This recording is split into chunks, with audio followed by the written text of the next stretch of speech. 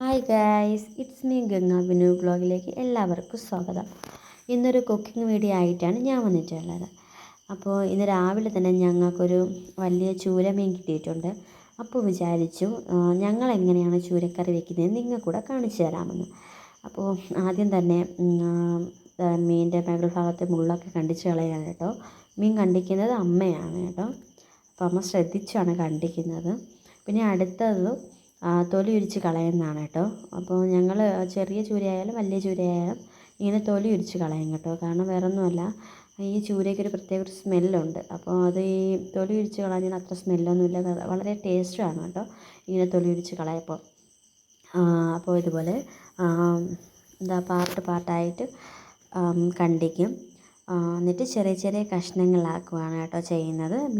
മീൻ കറിക്കും പിന്നെ കുറച്ച് ഫ്രൈ ആക്കാനും കൂടി എടുക്കുന്നുണ്ട്. അപ്പോൾ അതിന് വേണ്ടി അമ്മ കണ്ടിക്കുകയാണ് മീനും. അപ്പോൾ നന്നായി കഴുകി സെറ്റാക്കി വെച്ചിട്ടുണ്ട്, കണ്ടില്ലേ. അപ്പോൾ കുറച്ച് ഫ്രൈ ചെയ്യാനും മാറ്റി വെച്ചിട്ടുണ്ട്.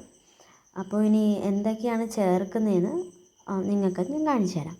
അപ്പോൾ അതിനായി സവാളയും ചെറിയ ഉള്ളിയും കണ്ടിച്ച് വെച്ചിട്ടുണ്ട്. പിന്നെ ഇഞ്ചിയും വെളുത്തുള്ളിയും പേസ്റ്റാക്കി വെച്ചിട്ടുണ്ട്. ജസ്റ്റ് ഒന്ന് ക്രഷ് ആക്കിയിട്ടേ ഉള്ളൂ. പിന്നെ വെളുത്തുള്ളി ഇഞ്ചിയും തന്നെയാണ് വീണ്ടും കൊച്ചു കൊച്ചു കഷ്ണങ്ങളാക്കിയിരിക്കുന്നത്. പിന്നെ പച്ചമുളക് എടുത്തിട്ടുണ്ട്. അപ്പോൾ പച്ചമുളക് നിങ്ങൾക്ക് എങ്ങനെയാണോ നിങ്ങളുടെ എരിക്കനുസരിച്ച് നിങ്ങൾക്ക് ഇടാം. പിന്നെ കുറച്ച് തക്കാളിയുണ്ട്. പിന്നെ തക്കാളി പേസ്റ്റും കൂടി വെച്ചിട്ടുണ്ട്. അപ്പം തക്കാളി പേസ്റ്റ് നല്ലതാണ് കേട്ടോ ഇങ്ങനെ ആക്കുന്നത്, അതുകൊണ്ടാണ് തക്കാളി പേസ്റ്റ് ആക്കിയിരിക്കുന്നത്.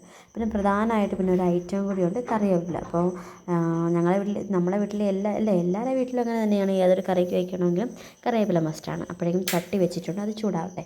അപ്പോഴേക്കും വേറൊരു ഇരുമ്പ് ചട്ടി വെച്ചിട്ട് അതിലേക്ക് നമുക്ക് നമ്മുടെ ചൂരക്കറിക്ക് വേണ്ടിയുള്ള മസാല റെഡിയാക്കാം. അപ്പോൾ മുളക് പൊടിയും മല്ലിപ്പൊടിയും ഇട്ടിട്ടുണ്ട് കേട്ടോ. നന്നായിട്ടൊന്ന് ചൂടാക്കാം.